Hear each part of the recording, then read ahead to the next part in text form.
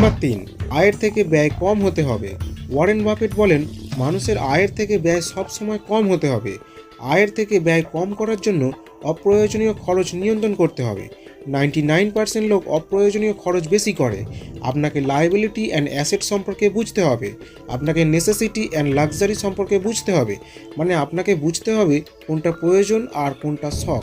আপনাকে সবসময় মনে রাখতে হবে যে প্রয়োজনীয় কোনো কিছুতে ইনভেস্ট করতে হবে। নাম্বার 4, সেফটি সবার আগে।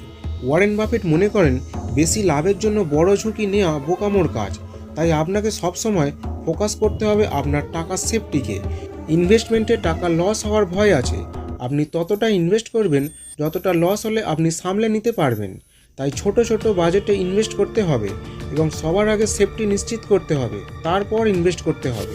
নাম্বার 5, শর্ট টার্ম নয়, লং টার্ম বেনিফিটে মনোযোগ দিন। ওয়ারেন বাফেটের সফল